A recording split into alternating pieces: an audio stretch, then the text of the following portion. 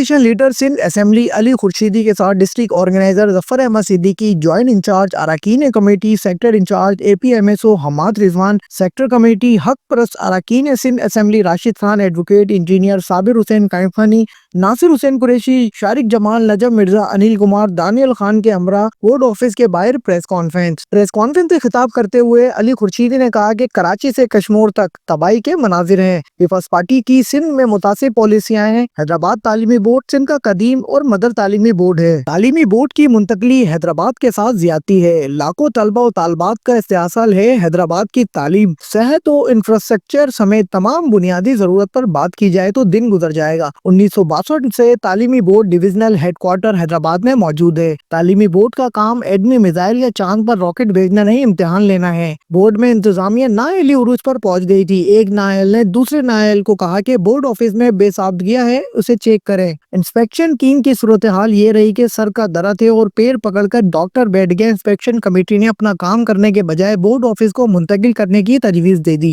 Peoples party کی حیدرآباد دشمنی ماضی سے جاری ہے۔ ماضی میں وزیر تعلیم سندھ نے ایسے بھی بیان دیے کہ اس شہر میں یونیورسٹی بنے گی تو میری لاش سے گزر کر بنے گی۔ حیدرآباد کے ایم کیو ایم کے تمام اراکین سندھ اسمبلی نے اس پر حکومت کو لیٹر لکھا اور میں باحیثیت اپوزیشن لیڈر سندھ اسمبلی میں بھی وزیر اعلیٰ سندھ کو بورڈ کی منتقلی کے خلاف لیٹر لکھوں گا۔ علی خورشیدی نے مزید کہا کہ پیپلز پارٹی کا بیڈ گورننس میں اپنے ہی قائم کردہ ریکارڈ توڑ دیے ہیں۔ پیپلز پارٹی کا اگر بس چلے تو کرپشن کو بھی نصاب کا حصہ بنا دے۔ بورڈ آفس کی منتقلی کی تجویز کو فوری واپس لیا جائے۔ مجھے امید ہے کہ وزیر اعلیٰ سندھ تعصب کے عینک اتار کر اس مسئلے کو دیکھیں گے اور حیدرآباد کی عوام کے مطالبے پر فیصلہ واپس لیں گے۔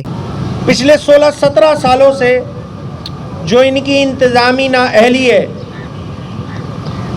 ایک انتظامی نااہلی ان سرکاری بابوؤں کی ہے جن کو یہ ذمہ داری لگائی ہوئی تھی کہ ان بورڈز میں آپ کا بنیادی کام کیا ہے۔ ان بورڈز کا بنیادی کام بچہ پورے سال تیاری کرے، 9ویں جماعت میں ان کے ساتھ انرول ہو اور انرول ہونے کے بعد یہ بحیثیت بورڈ یہ ان کی ذمہ داریوں میں شامل ہے، یہ ان کے جاب ڈسکرپشن کا پارٹ ہے کہ یہ ان بچوں سے امتحانات لیں، ان کو رزلٹ دیں